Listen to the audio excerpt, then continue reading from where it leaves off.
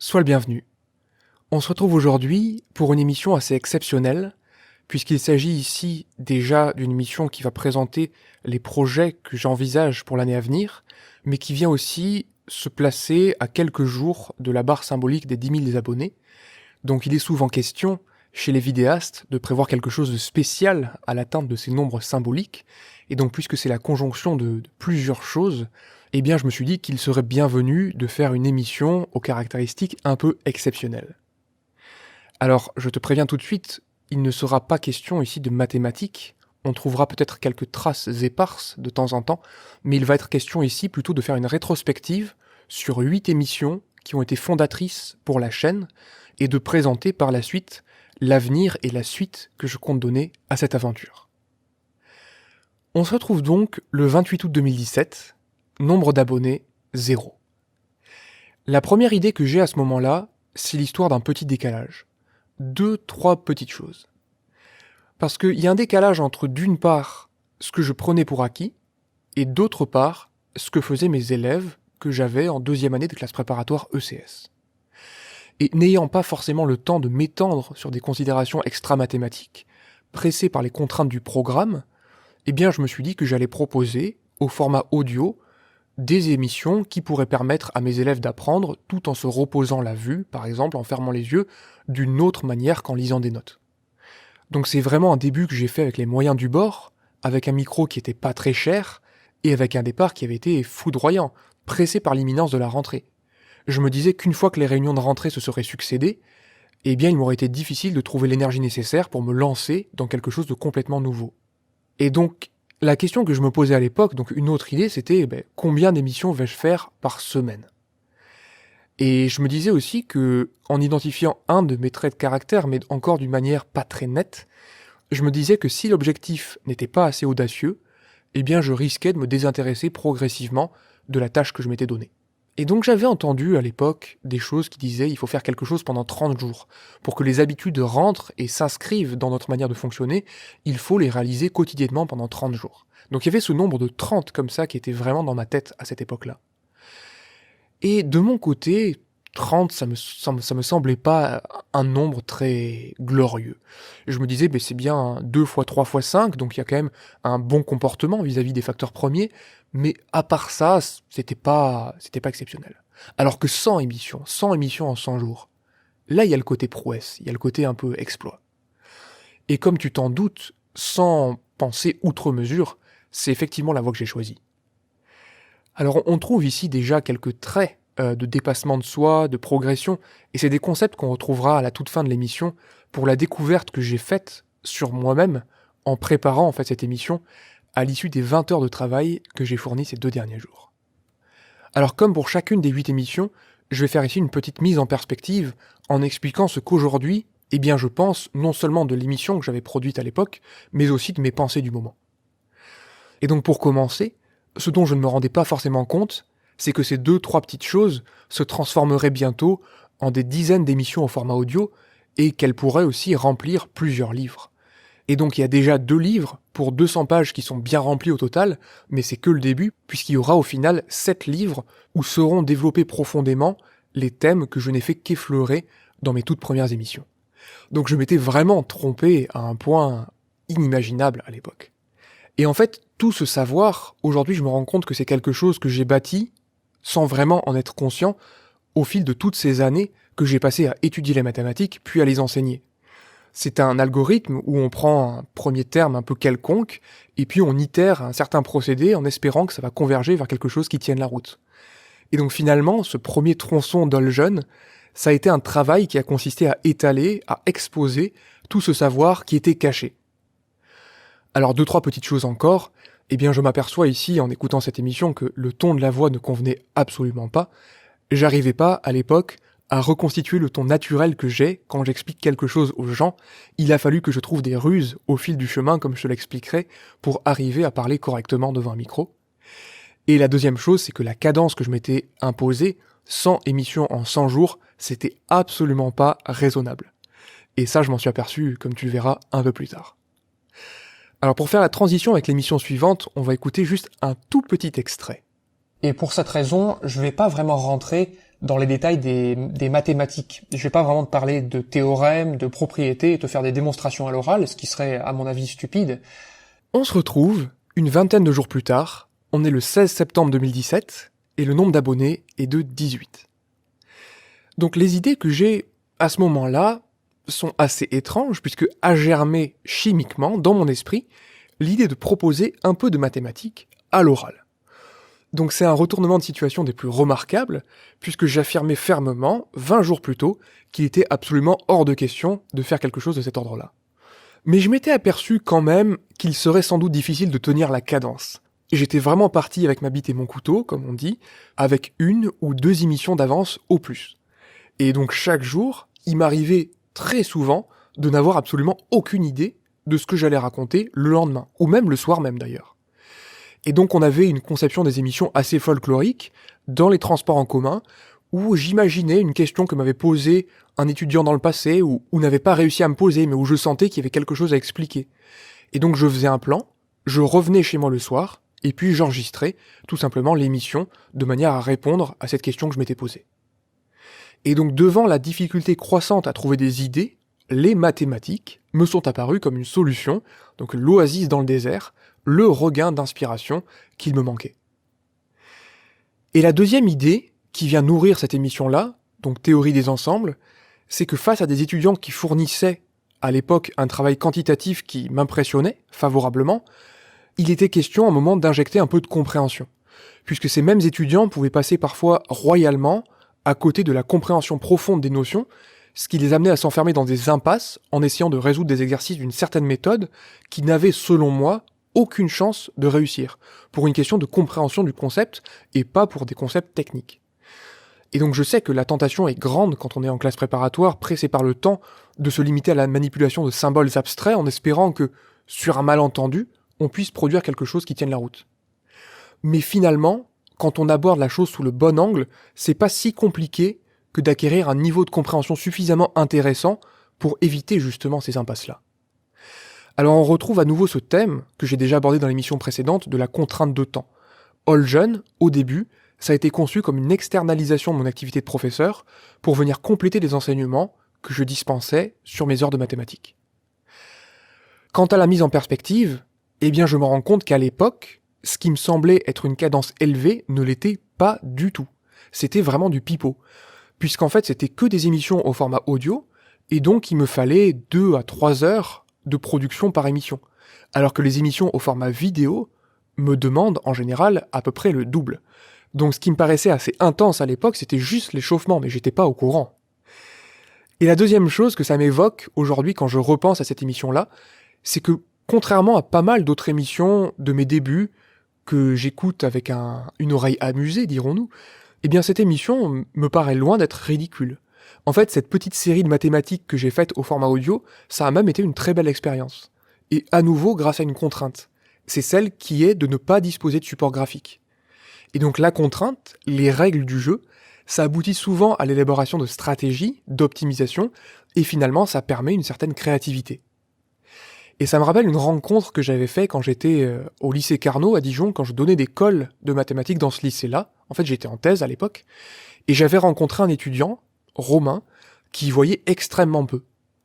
Et effectivement, pour lui expliquer, en colle, il était pas malin du tout d'écrire au tableau, ça lui demandait beaucoup trop de temps de déchiffrer. La méthode, c'était celle de fermer les yeux et d'exprimer de la manière la plus précise possible de quoi il était vraiment question. Et cela, que ce soit pour expliquer un raisonnement, mais aussi un calcul, et potentiellement des calculs pas évidents du tout. Et donc finalement, cette colle s'était terminée dans la joie d'ailleurs, puisque le Trino m'avait invité à manger avec eux, on avait discuté pendant quelques heures, et ça constitue pour moi un très bon souvenir de mes années passées à Dijon. On se retrouve pour la 3e émission, on est le 8 octobre 2017, nombre d'abonnés, 54. Quelques jours auparavant, quelques jours avant cette émission, je m'étais dit mais ça commence vraiment à faire beaucoup. À ce stade, j'avais publié une 40aine d'émissions en autant de jours, et les idées commençaient à manquer. Il fallait agir. Et plusieurs années auparavant, ça n'a absolument rien à voir, j'étais tombé sur un speed painting d'Alexandre Astier, et je le regardais régulièrement, 1 à 2 fois par an. Et donc c'était le roi Arthur dans la série Kaamelott, une série que j'aime beaucoup. Et c'était pas quelque chose de très courant à l'époque, de voir quelqu'un qui proposait une vidéo de speed painting. C'était même assez inédit, il y a une dizaine d'années. Et l'idée de la tablette graphique, elle est venue de là. Et de l'autre côté, une autre idée à l'origine de cette émission, c'était tout simplement l'impossibilité de trouver une explication simple et précise pour un concept mathématique qui est pourtant central en première année dans le supérieur. Parce que je m'étais aperçu, en classe, que outre les informations d'un ordre méthodologique, que je m'étais efforcé de transmettre par les émissions au format audio, il y avait aussi un petit besoin de mathématiques de première année, puisque j'enseigne en deuxième année, et donc mathématiques de première année qui n'étaient pas forcément connues assez bien à mon goût par mes étudiants. Et donc je me disais, un bon rappel leur ferait du bien, mais encore une fois, pris par les contraintes horaires du programme, j'avais pas le temps pour développer tous ces points en cours autant que j'aurais voulu. Et donc à défaut de pouvoir leur expliquer toutes ces notions-là, je me suis dit que j'allais faire des émissions toutes simples pour expliquer ces notions qui, parfois, leur faisaient défaut. Alors ici, on a une mise en perspective des plus croustillantes. Parce que si j'aurais su, j'aurais pas venu, comme on dit, c'est si seulement j'avais su, je me serais appliqué un peu plus. Aujourd'hui, cette émission, c'est tout simplement l'émission la plus populaire de la chaîne et qui totalise aujourd'hui 40 000 vues. Alors aujourd'hui, c'est un nombre que je peine à associer à une réalité, soyons honnêtes. C'est un peu comme les 25 nouvelles personnes qui s'abonnent chaque jour à la chaîne. Je pense que mon cerveau, il est pas forcément câblé pour comprendre qu'il y a une demi-classe de MPSI qui chaque jour se pointe sur ma chaîne et clique sur un bouton rouge pour suivre mon activité. Pour moi, c'est quelque chose qui est déconnecté de toute réalité. Mais malgré tout, les statistiques sont formelles, comme on dit, 40 000 vues là-dessus. Alors, la bonne chose, le point positif, c'est que les personnes qui me découvrent par cette vidéo ne peuvent qu'être agréablement surprises de la suite des événements. Puisque ces personnes me découvrent souvent sans savoir que c'était ma première émission en format graphique, et qu'il y a bien des aspects techniques qui se sont améliorés depuis. Mais malgré tout, malgré ce fait-là, où je me dis finalement, si j'avais pu choisir l'émission la plus populaire, j'aurais peut-être pas pris celle-là, il y avait déjà pas mal d'enthousiasme à l'idée de présenter quelque chose, et je pense que c'est ça aussi qui fait que cette vidéo est autant appréciée. Donc à ce stade, la cadence de publication est encore respectée, on est à 5 émissions de mathématiques sur un thème donné dans la semaine, et puis il y a 2 émissions d'une autre nature, au format audio pour la plupart, dans la fin de semaine. Et donc avec cette tablette graphique, cet artefact, le rythme démentiel va pouvoir se poursuivre, et ce, au moins, pour quelque temps. On se retrouve à présent le 3 décembre 2017, nombre d'abonnés 198. L'année avance, et il commence à faire froid, mais je sens qu'on est dans une année qui est assez passionnante. Je sens que j'ai une promotion en classe préparatoire qui est très attentive, qui est très à l'écoute. Et de mon côté, je donne tout pour eux, mais aussi pour ma chaîne qui me fait progresser d'autant plus. Et ça me permet finalement d'accomplir mon objectif, 100 émissions en 100 jours. Alors que ce soit sur le ton, sur la façon de m'exprimer, et sur bien d'autres aspects encore, quelle progression et quelle aventure! Pour cette affaire de ton, l'astuce que j'avais trouvée, c'est d'afficher sur mon écran d'ordinateur la tête de mon ami Pierre, et d'essayer de m'adresser à lui quand je parlais. Alors aujourd'hui, je n'ai plus recours à ce genre d'artifice, mais à l'époque, c'était vraiment le rituel, de manière à avoir quelqu'un à qui parler. Et une autre idée qui me vient au même moment, c'est une question. Quel regard dois-je porter sur le travail accompli jusqu'à maintenant? Qu'est-ce que j'en fais? Où est-ce que ça va? Et j'ai vraiment du mal, dans cette période de travail très intense, à prendre du recul sur ce que j'ai fait. Sur les perspectives de développement, certes, mais avant tout, sur la raison qui m'a poussé à produire autant. Et ici, c'est la première occurrence du point principal de l'émission que je développerai un peu plus tard, mais qui reste pour l'instant un petit mystère. Aujourd'hui, je sais quel est le point principal. Et la réponse à cette question-là m'apparaît très simplement aujourd'hui. Mais à l'époque, j'étais très loin de comprendre vraiment le pourquoi du comment, comme on dit. Et donc je sais qu'à ce stade, j'étais capable d'enregistrer des émissions au format audio et vidéo dans une qualité qui me paraissait acceptable, correcte, sans m'apporter totale satisfaction, en raison de plusieurs aspects techniques notamment, et aussi de plusieurs suets au cours de la conception, sur lesquels je passe ici allègrement. Pour ce qui est de la mise en perspective, je me rends compte déjà que l'état de fatigue était bien plus avancé que je le pensais. J'aurais dû rajouter dans les idées quelle fatigue. Et il y a un lien très intéressant à faire avec les aspects aussi des classes préparatoires, à nouveau, ou même quand on fait une année de préparation à un concours, à se dire qu'il faut bien sûr optimiser ses capacités cognitives dans la discipline qu'on étudie, mais aussi pas mal de choses à côté, notamment sur la discipline, sur le travail et sur plein d'autres choses que je développe d'ailleurs dans mon premier livre. Et donc au moment où 7 heures de travail se sont succédées, eh bien il y a un moment où il faut trancher. Est-ce que la réticence à se lancer dans une 8e heure de travail relève de la paresse ? Auquel cas il s'agit ici de chercher du côté de la discipline de manière à pouvoir faire cette 8e heure malgré la tentation de ne pas la faire ? Ou est-ce qu'elle relève d'un réel besoin de se reposer ? Auquel cas, il s'agit vraiment de trouver un moyen de se reposer et de fermer les yeux, par exemple. Et donc cet aspect-là, du défi que je m'étais fixé, m'a permis là aussi de vivre la même chose que mes étudiants au même moment. Et c'est quelque chose d'extrêmement précieux dans ma manière d'enseigner. C'est de pouvoir me prendre moi-même en exemple, ce qui est, pour moi, un atout considérable. Et donc à ce moment-là, je sens que j'ai vraiment besoin de me reposer.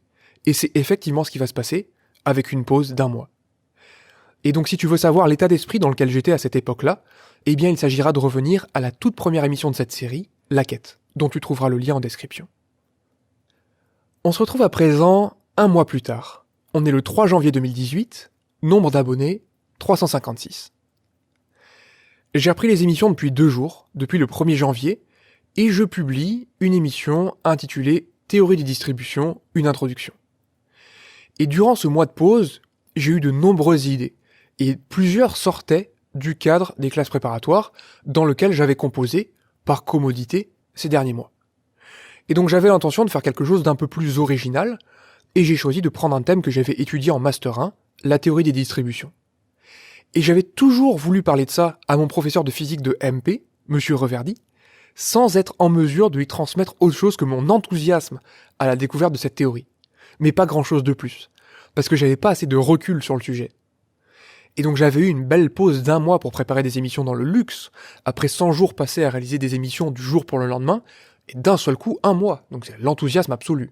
Ce qui se traduit ici concrètement par une émission d'1 demi-heure, ce que j'avais jamais fait jusqu'alors. Et la deuxième idée qui sous-tend cette émission, eh bien c'est un souvenir des séminaires en thèse, mais aussi des exposés que j'avais pu faire en master, où j'avais senti quand même que, au niveau de cette capacité à exposer les choses, je tirais relativement bien mon épingle du jeu. J'avais cette capacité à comprendre, dans le regard ou dans les mots de l'autre, exactement quel était l'accroc, et cette capacité aussi à trouver un moyen de l'ôter avec délicatesse. Un vrai travail de mécanicien. Et donc pour la mise en perspective, eh bien ce qui est drôle, c'est que par rapport aux autres émissions de la chaîne, celle-ci a connu un succès assez surprenant, avec aujourd'hui 14 000 vues, et c'est un nombre que j'ai vu grossir au fil des mois. On retrouve ce thème, à nouveau, du manque de vidéos qui traitent des mathématiques dans l'enseignement supérieur. Il y a très peu d'émissions qui sont faites sur ce sujet-là, et encore moins au niveau licence 3 ou master 1 sur la théorie des distributions. Et d'autre part, une autre idée qui me vient à l'esprit quand je repense à cette émission, c'est qu'il y a plusieurs commentaires qui ont été postés en dessous, qui ont fait leur petit bonhomme de chemin.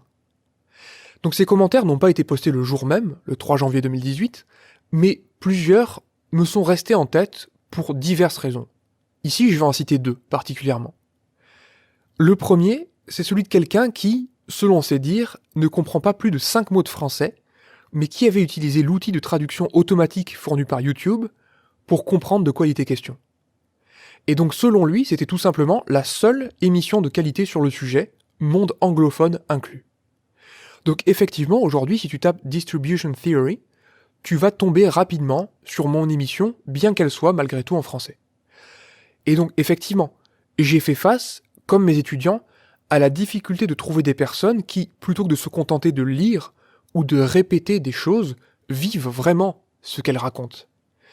Et donc je me permets ici, en petite interlude, de te recommander la chaîne d'Antoine Bourget, dont j'ai découvert le travail grâce à un commentaire qu'il a laissé sur une émission de probabilité sur laquelle il s'est probablement perdu un peu, et donc je te mettrai son lien en description. Alors plutôt que de digresser et d'essayer de t'expliquer laborieusement ce dont il est question, j'ai plutôt choisi de citer l'un des commentaires qu'il a publié sous sa dernière vidéo, qui a été publiée il y a quelques jours, en réalité. Je cite. « Je m'applique simplement ici, laborieusement, à marcher sur les traces des plus doctes mandarins. Et toute clarté dont je serais flatté et heureux de me voir attribuer la diffusion n'est, comme tu le sais plus que tout autre, que la pâle réverbération de la nitescente flamme sacrée que j'ai eu le privilège intime de contempler indivise.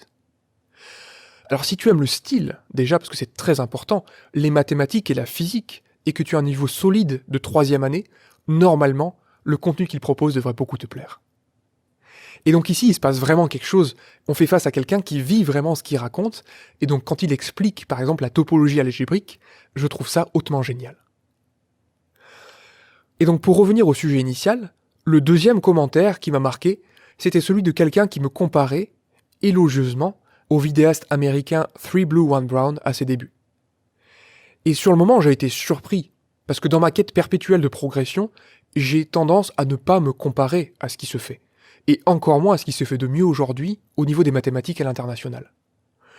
Et donc ça, c'est aussi à mettre en lien avec les études, encore une fois, en classe préparatoire. C'est ce que je recommande, ne pas se comparer aux autres, mais focaliser son énergie sur sa propre progression.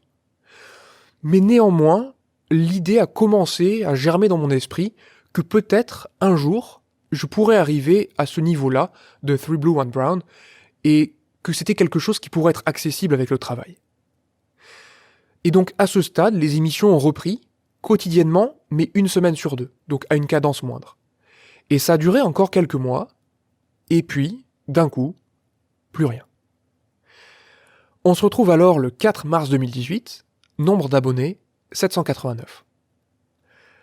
L'idée que j'ai ici en publiant cette émission, c'est une question, à nouveau. Que se cache-t-il au bout du tunnel ? Alors j'écris ici pour rire de la pâte d'amande, mais en fait, au bout du tunnel, c'est plutôt je suis au bout du rouleau, en fait. Dans le travail acharné, donc de jour en jour, j'ai pas la chance d'avoir un objectif tangible. Je sens, avec ma boussole interne, que j'avance vers quelque chose, mais je sais absolument pas vers quoi. Et quand on prépare un concours, par exemple, on a la chance d'avoir des points de repère, on a même la chance d'avoir des notes qui finalement sanctionnent, parfois, la qualité du travail accompli. Et on a aussi la chance de disposer d'un objectif unique, avec la certitude de savoir s'il est atteint ou pas. C'est quelque chose d'extrêmement concret. Mais de mon côté, la seule chose que je parviens à constater, c'est que je travaille énormément, chaque jour, et je commence à me demander à quoi bon. Et on retrouve ici le point principal de l'émission. Toujours cette question-là, à laquelle j'ai mis beaucoup de temps à répondre. Donc les questions, c'est est-il raisonnable d'engager autant d'énergie sur le projet All Jeune ? Donc c'est une question naturelle qui vient compléter la précédente. 5 ou 6 heures de travail par émission tous les jours. Pourquoi ? Au niveau de la mise en perspective, eh bien ça m'évoque tout simplement ce qu'on appelle du surmenage. Une ampoule qui brille de 1000 feux, avec un défi initial de 100 émissions en 100 jours, relevé glorieusement. Une ampoule qui commence ensuite à grésiller, puisque les émissions ont continué d'être quotidiennes mais seulement 1 semaine sur 2, et puis une ampoule qui claque. Et donc je me suis retrouvé avec une situation assez particulière, à la recherche de quelque chose dans ce que j'appellerais l'ellipse, mais sans être en mesure de savoir vraiment quoi. Et tu te doutes bien que dans ces circonstances, les chances de succès sont extrêmement maigres. Alors plutôt que de continuer à publier des émissions comme un dément à la recherche d'un objet, d'une réponse dont j'ignore tout, je me suis dit que comme entre le plat principal et le dessert, il fallait peut-être laisser un peu de temps, histoire que les choses se décantent, pour laisser la place éventuellement à d'autres choses. Et c'est la même chose en fait que je recommande à certains étudiants pour assimiler des notions mathématiques. De temps en temps, le temps c'est un excellent moyen de comprendre les choses, plutôt que de forcer systématiquement au risque de faire rentrer les connaissances au mauvais endroit, et de les assimiler d'une manière peu judicieuse. Donc en bref, il est juste question de laisser les choses se décanter. Et pendant ce temps-là, eh bien il s'est passé pas mal de choses. En tant que professeur, contrairement à l'année précédente, j'ai eu une année en classe préparatoire en demi-teinte, avec une promotion qui comportait pas du tout les mêmes caractéristiques que celles de leurs aînés. Et il aurait même été difficile de voir se succéder 2 promotions aussi opposées. Et donc je commençais à identifier, derrière la question que je laisse en suspens depuis le début de cette émission, une zone de friction, mais sans précisément identifier de quoi il s'agissait. Juste, je savais que c'était en lien avec la question pourquoi produire autant, mais j'étais pas en mesure d'en dire plus.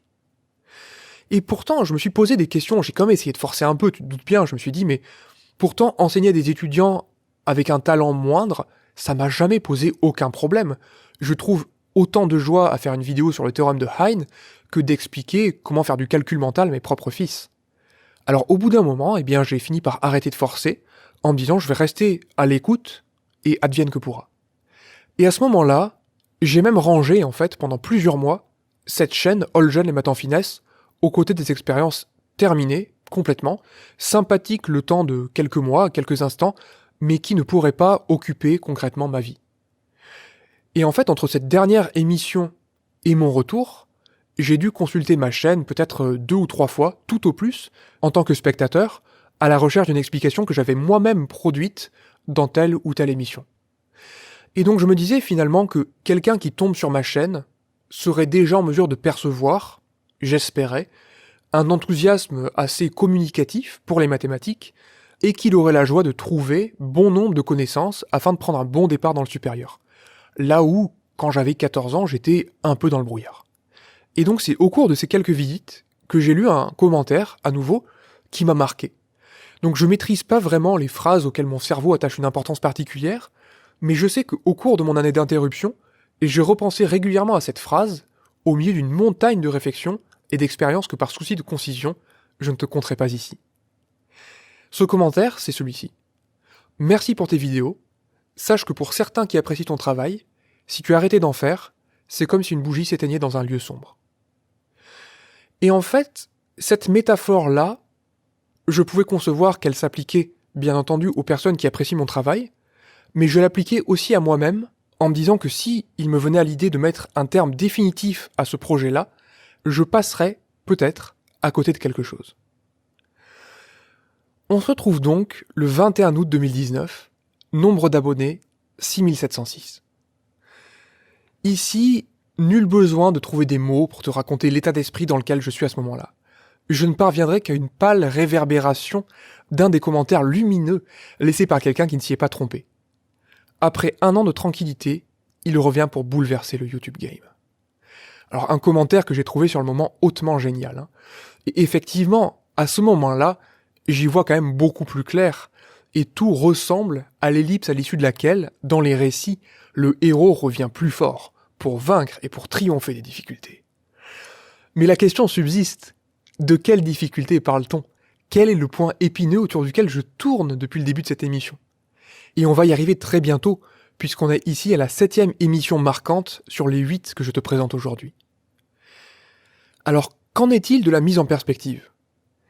Eh bien déjà, la première chose, c'est qu'une partie du contenu que j'ai produit se retrouve bien plus à son avantage lorsqu'elle est mise sous la forme d'un livre. Et c'est aussi une façon de boucler la boucle, puisqu'on revient aux origines de la chaîne. On revient à ces fameuses 2-3 petites choses que j'aimerais que mes futurs élèves sachent avant d'étudier dans ma classe. Et d'autre part, c'est aussi pour moi la découverte du plaisir d'écrire et d'une nouvelle façon d'être créatif. Pour moi, l'écriture, ça n'a jamais été quelque chose sur lequel je me suis appesanti, et j'avais jamais vécu cette expérience-là que de partir d'une feuille blanche et de développer un propos sur une 50aine de pages pour le premier livre, mais même ensuite pour le deuxième livre, sur environ 150 pages. C'est quelque chose que j'avais jamais connu et qui m'a fait évoluer d'une manière considérable. Et on se retrouve donc pour la dernière émission, le 25 décembre 2019, nombre d'abonnés, 9693. Donc on se retrouve 4 mois plus tard, avec une idée originale, la tarte aux myrtilles, qui est même antérieure à la création de la chaîne. En réalité, à la base, et je garde ça pour d'autres occasions, All Jeune n'était pas sous-titré « Les maths en finesse ». All Jeune était sous-titré « Les maths en ». Il faut trouver le mot qui manque. Je te laisse deviner si ça t'amuse, je te dirai si t'es chaud ou si t'es froid dans les commentaires. Et aujourd'hui, tu ne trouveras nulle trace de ces premiers balbutiements de ce qui allait devenir la chaîne All Jeune. Et donc j'ai fini par produire, parmi les 170 émissions que j'ai produites jusqu'à présent, l'une des émissions pour moi les plus importantes de la chaîne aujourd'hui. Parce que j'ai vraiment trouvé quelque chose qui touche à l'universel, et dont je pourrais établir des parallèles dans bien des domaines. Et donc c'est une émission qui, il me semble, devait être partagée tant et plus. Donc si tu as des amis qui sont en difficulté dans les mathématiques du supérieur, eh bien sache qu'il y a matière, ici, à produire ce précieux déclic. Parce que c'est probablement des éléments de cet ordre-là qui manquent. Et donc je dis devrait être partagé tant et plus, mais en fait, j'ai aucun pouvoir d'influence sur la métrique. Donc il y a plusieurs commentaires qui m'ont été laissés à ce sujet, et donc c'est un thème que j'aborde brièvement ici dans cette émission rétrospective. Mais en fait, les métriques, le nombre d'abonnés, le nombre de vues, ne me concerne pas du tout. L'important, la seule chose qui compte vraiment, c'est de faire le boulot le mieux que je peux, en espérant que ce savoir soit ensuite diffusé au plus grand nombre. Et donc je me contente, pour l'instant, d'être extrêmement patient, en attendant que le nombre de vues tende sagement vers plus l'infini. Alors au niveau de la mise en perspective, là je t'avoue que quelques jours après l'émission, ça va être assez difficile de prendre du recul, mais par contre, je peux te proposer une mise en perspective sur ce qu'a été finalement le développement de cette chaîne d'un point de vue général. Mise en perspective qui sera succédée immédiatement par le développement final. La première idée, c'est qu'aujourd'hui, je pense que j'ai atteint une qualité qui pourrait être qualifiée de professionnelle, que ce soit au niveau de la forme ou du fond. Et avec le niveau d'exigence que j'ai, qui est extrêmement haut, ça a vraiment pas été évident d'arriver à ce stade-là. Et en regardant la première émission sur l'intégrale de Riemann et la dernière sur la tarte aux myrtilles, eh bien on est vraiment en mesure d'appréhender l'ampleur des progrès qui ont été réalisés au fil du chemin. Et donc le produit final, aujourd'hui, je sais que je peux le proposer sans honte aucune à une maison d'édition, par exemple en leur proposant de présenter un de leurs livres. Je suis en mesure de le faire, parce que le niveau d'exigence que j'ai a été atteint. Et donc aujourd'hui, ce genre d'idée foisonne absolument, puisqu'il n'y a plus aucun aspect technique qui vient faire obstacle entre mes idées et leur réalisation sous forme d'émission. Si j'ai une idée d'explication, en cours par exemple, eh bien je sais qu'à présent j'ai les moyens de la mettre en forme, d'y donner corps à cette idée, et d'en faire une émission qui pourra être vue, potentiellement, des milliers de fois. Donc ici c'est une satisfaction qui est vraiment incommensurable, parce que c'était pas du tout la sensation que j'avais avant mon interruption, avant l'émission Un Petit Creux. Il y avait beaucoup d'aspects techniques qui venaient brider ma créativité. Et en fait je me suis aperçu que cette confiance-là que j'avais maintenant et cette capacité, c'est quelque chose qui s'était essentiellement développé, non pas en faisant des émissions, mais en écrivant les livres. Puisque une fois que j'ai eu mes propres livres dans les mains, j'ai vu que j'étais capable de produire, par mes propres moyens, de bout en bout, un produit d'une qualité qui est professionnelle, qui est même supérieure à certains livres que j'avais pu acheter par le passé dans le commerce. Et donc c'est vraiment ici une limite mentale qui s'est abattue, où j'ai senti que je pouvais tout faire moi-même, et produire quelque chose d'une bonne qualité, sans que quoi que ce soit, quelques diplômes ou quelques concours, ne m'autorisent, entre guillemets, à le faire. Et c'est quelque chose que j'avais jamais vraiment envisagé, ou j'avais pas vraiment vécu cette chose-là. Mais une fois qu'on l'a fait, on se rend compte de bon nombre de choses. Et notamment, je me suis rendu compte qu'à côté de ça, finalement, la production d'émissions, ça paraît en comparaison quelque chose de tout à fait accessible. Et donc pour terminer sur ce point, je dirais que cette suspension des difficultés techniques, ça a ouvert des perspectives de développement de mon activité qui, aujourd'hui, ne transparaissent que très peu dans les émissions que j'ai présentées depuis ma reprise, pour des raisons que je vais développer maintenant. Donc là, tu peux te poser la question, mais où est donc passée la créativité ? Que va-t-il se passer ? Va-t-il annoncer à nouveau qu'il arrête son activité sur la chaîne ? Donc la réponse, c'est bien sûr que non, mais de quoi parle-t-on ici quand on parle de créativité ? La première chose dont je me suis aperçu, c'était que pour moi c'était un point extrêmement important, sans lequel je serais absolument incapable de m'engager sur un projet. Donc cette créativité, elle s'exprime bien entendu dans mon boulot de professeur, dans lequel je dispose d'une liberté totale de la manière dont je fais le cours, des exercices que je choisis, du langage avec lequel je m'exprime. C'est vraiment une des raisons principales pour lesquelles j'apprécie ce travail. Il n'y a personne qui vient m'expliquer comment je dois enseigner les mathématiques.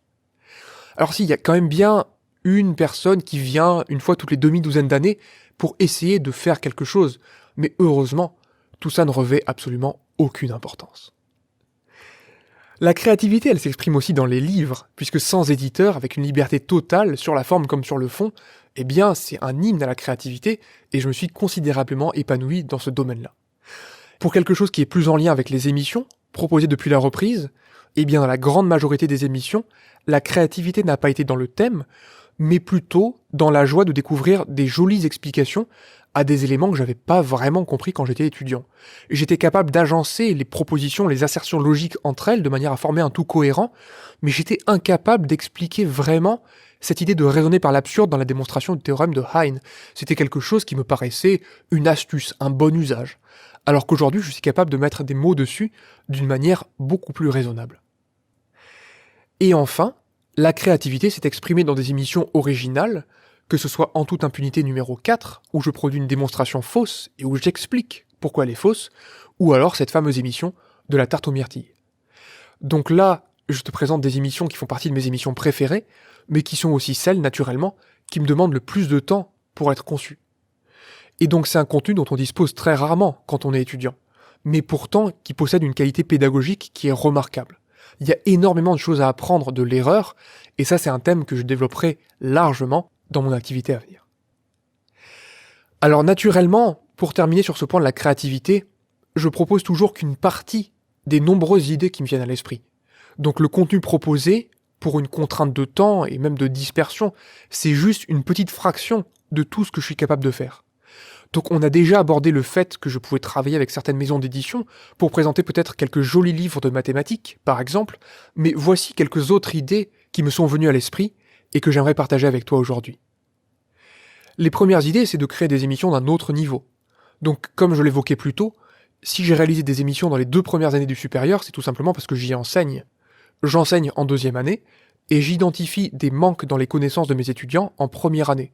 Donc les thèmes qui me viennent naturellement en tête, eh bien ce sont des thèmes du niveau correspondant. Alors en fait, je sais que je suis capable de faire des émissions d'un autre niveau, et d'ailleurs c'est pour cette raison que j'ai fait un sondage sur l'onglet communauté, et je remercie d'ailleurs les plus de 500 personnes qui ont répondu à ce sondage-là, puisque je peux faire des émissions d'un niveau supérieur, ce que j'ai déjà fait pour les Gai Savoirs, mais aussi d'un niveau inférieur, de manière à gommer, par exemple, ce saut qualitatif qu'il y a à faire entre les mathématiques du lycée et celles qu'on présente dans les premières années d'études supérieures. Et d'ailleurs, je suis d'autant plus incité à faire ça que les niveaux d'enseignement au lycée sont extrêmement disparates et qu'il est peut-être temps pour moi de donner accès à une haute qualité d'exigence en terminale à des personnes qui peuvent ressembler à celui que j'étais il y a quelques années et qui m'apprêtaient, alors, à entamer 10 années d'études supérieures en mathématiques. Alors bien entendu, ça ne s'arrête pas là, je pourrais aussi enseigner d'autres disciplines, puisqu'on a découpé aujourd'hui les sciences d'une manière pratique pour les enseigner, mais il n'y a aucune raison de se spécialiser au point de devenir complètement imperméable aux autres disciplines voisines, d'autant plus que de nombreuses idées viennent des interactions entre les disciplines, justement. Et c'est quelque chose que je développe notamment dans la 2e émission de cette série La Quête. Et enfin, une dernière idée, ça serait celle aussi de faire des émissions dans une autre langue, et on retrouve ici finalement cet aspect défi et cette idée de me fixer des objectifs ambitieux. Alors naturellement, pour donner corps à toutes ces idées-là, il y a beaucoup de travail à accomplir. Et donc il a fallu, ces derniers temps, que je procède à quelques décomptes. Alors non pas pour exhiber mon tour de biceps, mais pour pouvoir réaliser des projets dans une plus grande sérénité. Donc il y a des questions que je ne m'étais absolument jamais posées. Combien de temps faut-il pour réaliser une émission au format vidéo ? Jusqu'à très récemment, je l'ignorais complètement. Donc aujourd'hui, je suis capable de dire que ça prend à peu près entre 5 et 6 heures. Je suis capable de réaliser, aussi, que j'ai investi 400 heures de travail sur ce projet All Jeune en 5 mois, donc pour une sacrée cadence à nouveau, et que j'ai passé plus de la moitié de ces heures à la conception des 2 livres que j'ai écrits aujourd'hui. Et donc pour maintenir un tel engagement, et même pour l'augmenter d'ailleurs, parce que j'aimerais publier davantage, et j'aimerais pouvoir explorer d'autres idées. Aujourd'hui j'ai un rendement assez faible par rapport à ce que je pourrais proposer, puisque dans les heures de travail que j'enquille tous les jours, bien il y a seulement 30% des heures qui sont investies sur All Jeune. Les autres, elles sont prises par mon travail professionnel. Et donc, pour terminer cette phrase quand même que j'ai entamée, pour continuer à m'engager à ce point-là, il va falloir que certaines choses adviennent. Donc on atteint ici, enfin, le point central de cette émission. Donc déjà, si tu as réussi à me suivre dans mes pérégrinations, dans mes pensées jusque-là, eh bien je te félicite, parce que déjà pour moi, c'était quelque chose qui m'a demandé déjà énormément d'efforts de déployer comme ça ce fil chronologique et toutes les pensées que j'avais à l'époque et l'analyse que j'en fais aujourd'hui.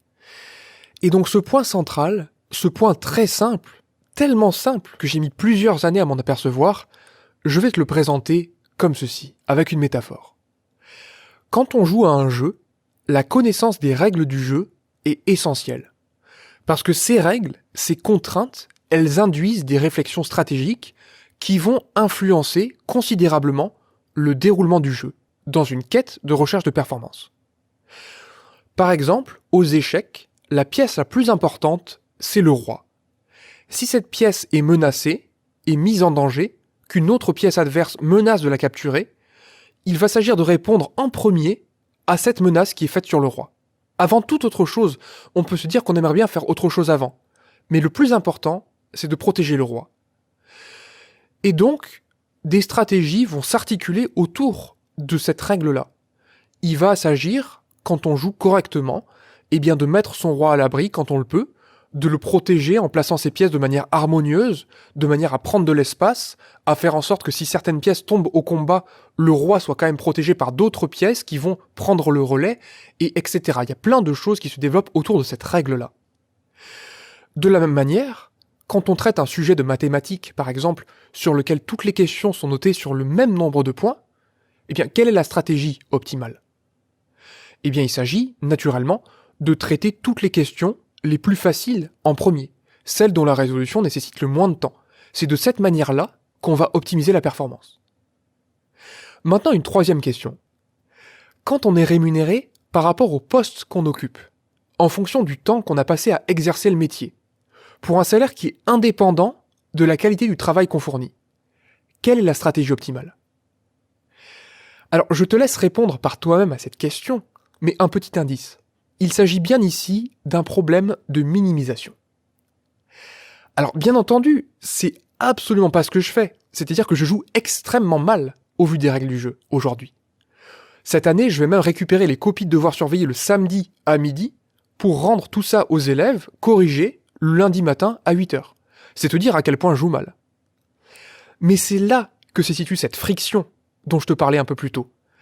Cette friction, elle vient d'un constat très simple. Les règles du jeu du travail que je fais aujourd'hui induisent naturellement une stratégie optimale qui est à l'encontre absolument de ma volonté et de mes objectifs. Et donc avec le temps qui passe, je me suis rendu compte que ma souplesse avait des limites.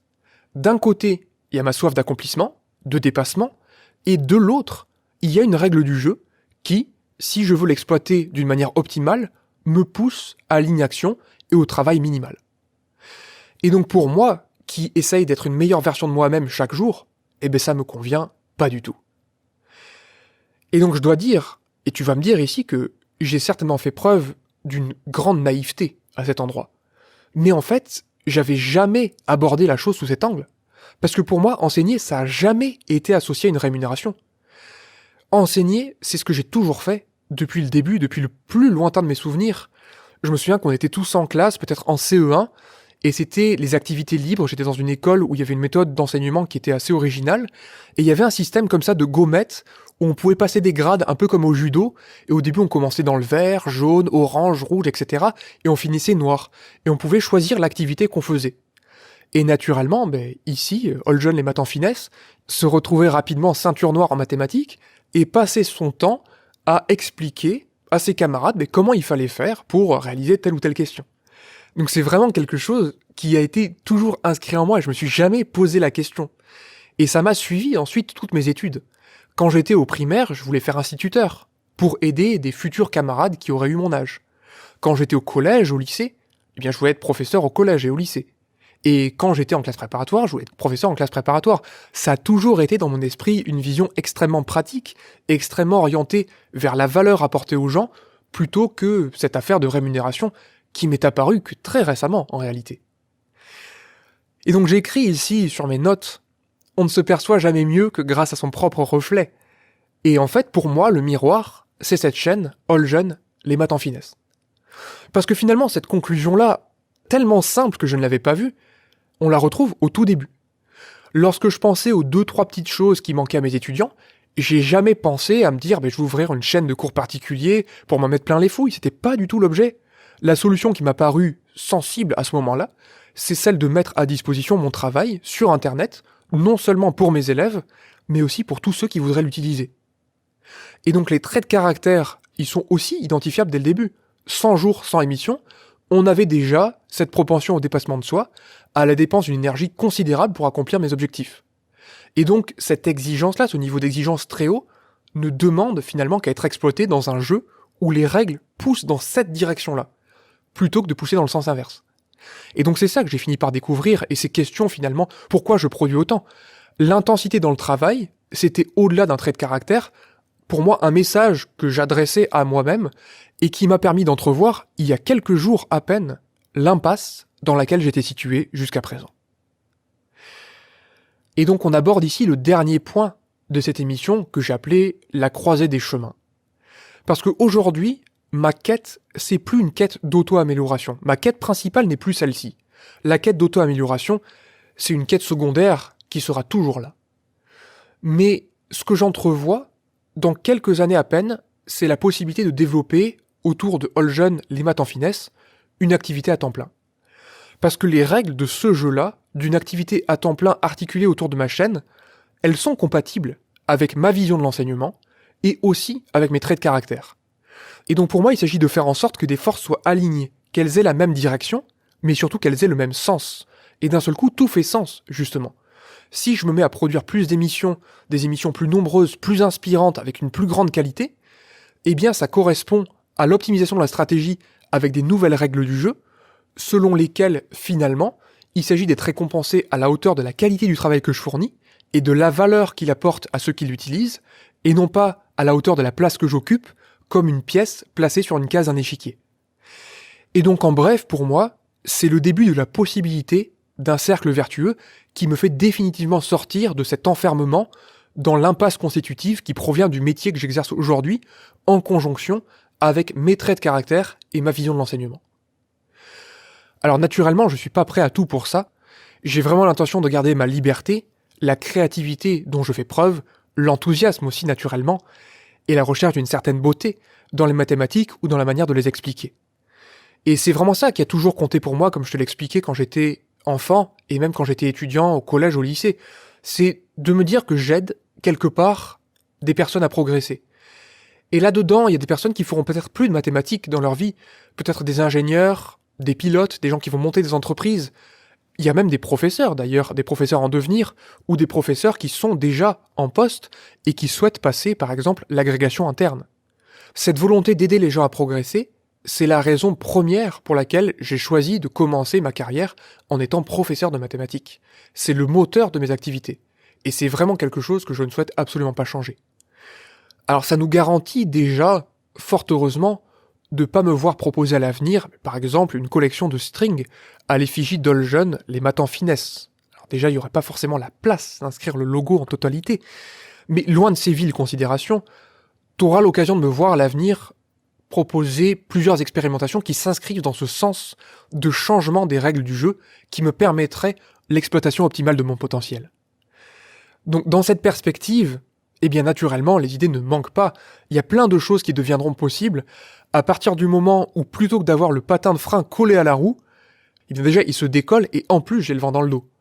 Donc on peut penser ici à des livres traduits en plusieurs langues, à des nombreuses émissions d'1 heure ou plus pour faire des cours ou pour corriger entièrement des sujets d'annales de telle ou telle filière. On peut aussi penser, tant qu'on y est, soyons fous, à une petite collaboration avec 3 Blue 1 Brown. Il y a vraiment énormément de choses absolument géniales que je pourrais réaliser à partir de ce moment-là. Et donc maintenant, pour moi, il n'y a plus qu'à espérer, mais surtout à travailler, maintenant, dans l'espoir que mon entreprise réussisse. Et ça, seul l'avenir nous le dira. Je me donne rendez-vous dans 10 ans. Soit dans 10 ans, je suis encore là, et ça voudra dire que j'ai réussi, soit je ne suis plus là, auquel cas tu me retrouveras peut-être, quelque part, en France ou ailleurs, à la tête d'une pâtisserie, en compagnie de Marcel. J'espère que cette émission t'a plu, je te souhaite une excellente année, et je te dis à la prochaine.